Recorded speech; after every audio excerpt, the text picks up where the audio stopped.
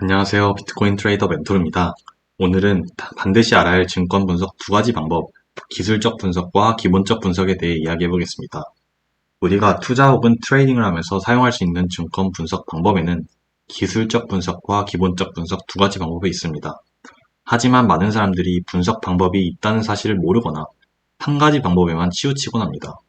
예를 들어 기술적 분석, 즉 차트만이 정답이라고 생각하면서 매매하는 사람들이 많이 있습니다. 하지만 증권 분석 방식에는 두 가지 방법이 있으며 우리는 이를 적절하게 융합해서 사용해야 합니다. 따라서 이 두 가지 방식이 어떠한 원리로 구성되며 두 분석 방법을 어떻게 사용할 수 있는지 지금부터 알아보겠습니다.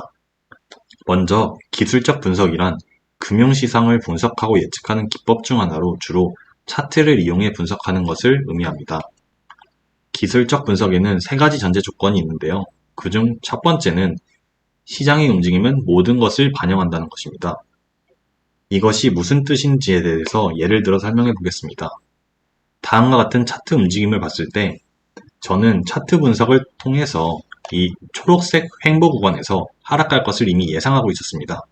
그 이후에 루나 사태로 인해 하락했다는 뉴스가 나오고 사람들은 이 하락의 원인인 루나 사태에 주목했습니다. 두 번째 하락에도 마찬가지로 저는 차트로 예상을 한 이후에 FTX 사태로 인한 하락이라는 뉴스가 나왔습니다. 즉, 상승과 하락은 특정 원인에 의한 게 아니라 차트에 이미 모두 반영되어 있기 때문에 분석이 가능한 것입니다. 시장의 모든 것은 이미 차트에 반영되어 있기에 차트의 움직임만으로도 상승과 하락을 예측할 수 있는 것이죠. 결국 우리가 집중해야 될 것은 원인 찾기가 아니라 차트 그 자체임을 명심해야 됩니다.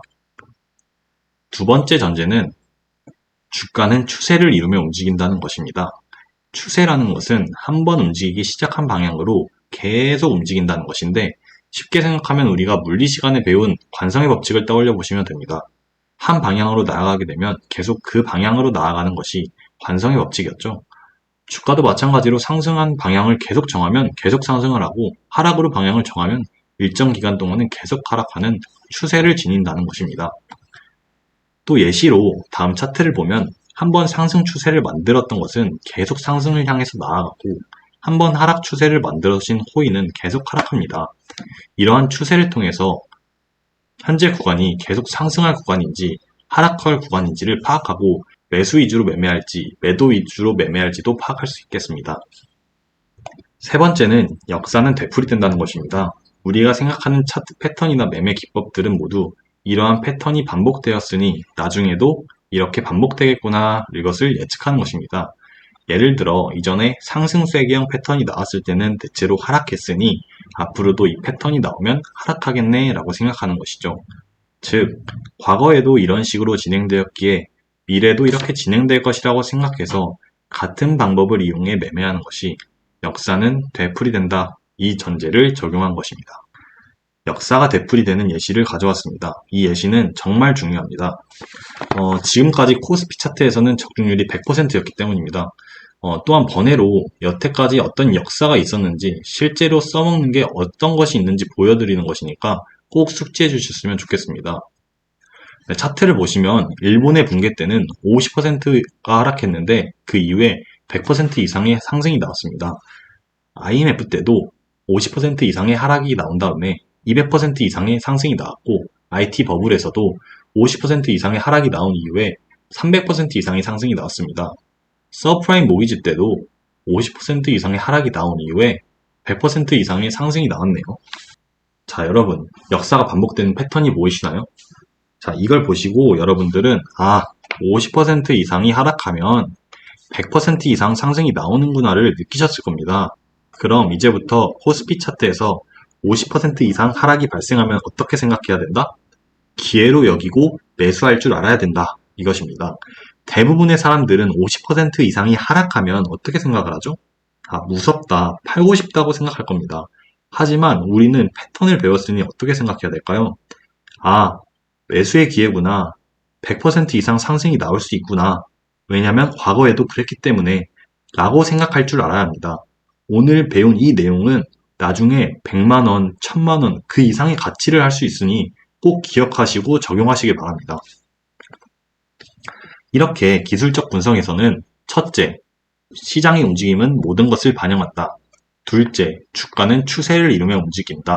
셋째, 역사는 되풀이된다의 세 가지 전제가 있었습니다. 이 세 가지 전제를 메인으로 기술적 분석을 사용하신다고 생각하시면 됩니다. 자, 그러면 기술적 분석의 장점은 무엇일까요? 첫 번째는 과거의 흐름을 보고 주가의 흐름을 예측할 수 있다는 것이고, 두 번째로는 숙달될수록 분석 능력이 향상될 수 있다는 것입니다.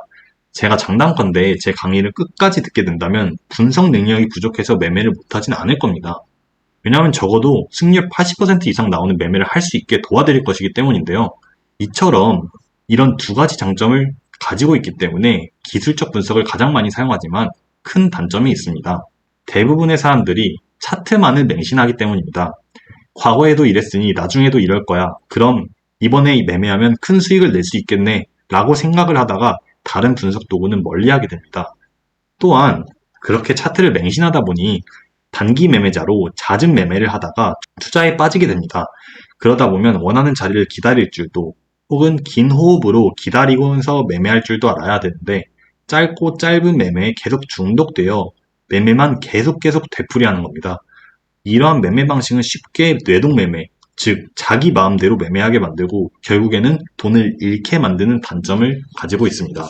그래서 이 기술적 분석이 탁월한 장점에도 불구하고 이러한 치명적인 단점을 가지고 있기 때문에 이 한계를 극복할 수 있는 여러 장치들과 도구들이 필요할 겁니다. 이 도구들은 차차 강의에서 모두 설명드릴 테니 다음 강의도 꼭 기대하시고 끝까지 들어주시면 좋을 것 같습니다. 이제 넘어가서 기술적 분석을 배웠으니 이제 기본적 분석에 대해서 알아봅시다. 기본적 분석이란 쉽게 말해 기업의 재무제표, 시장 현황 등을 분석하는 겁니다. 경제, 금리, 기업의 경영 전반적인 상황에 주목하는 것입니다. 흔히 경제학에서 배웠던 PER, PBR 혹은 금리, 인플레이션 등 이런 모든 것들이 기본적 분석 지표라고 할 수 있습니다.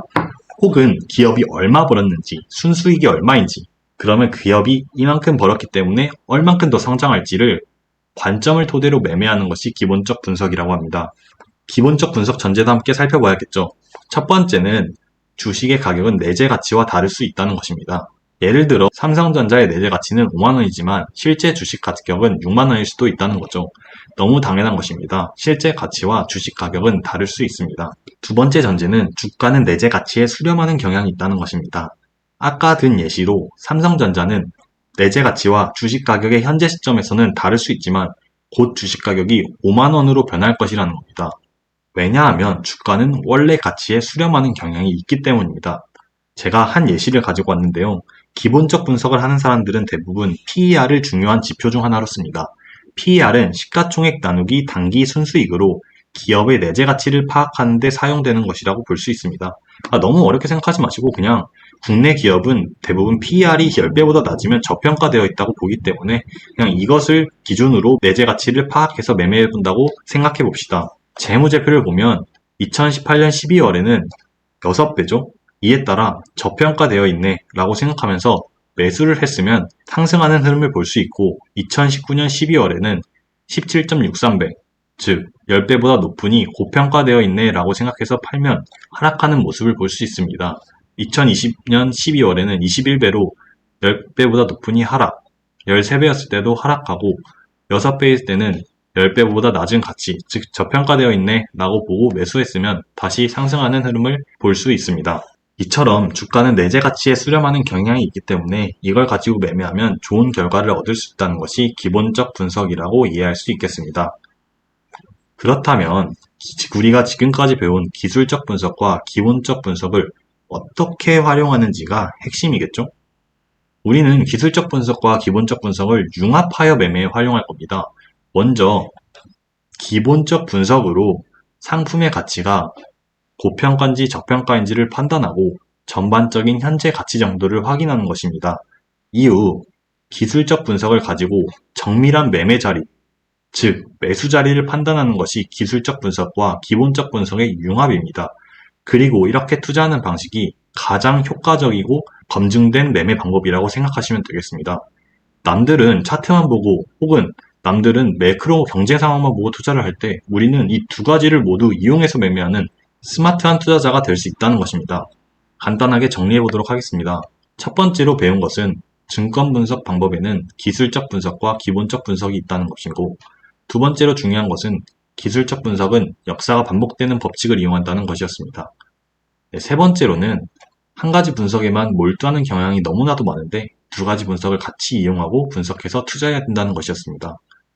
앞으로는 이제 강의에서 기술적 분석과 기본적 분석의 구체적인 방법과 도구들을 쭉 가르칠 겁니다. 그리고 이 배운 방식을 실제로 적용하고 사용하는 방법까지 연습도 할 겁니다. 오늘도 집중해서 강의 듣느라 고생 많으셨습니다. 당신의 성공 투자를 기원합니다. 감사합니다.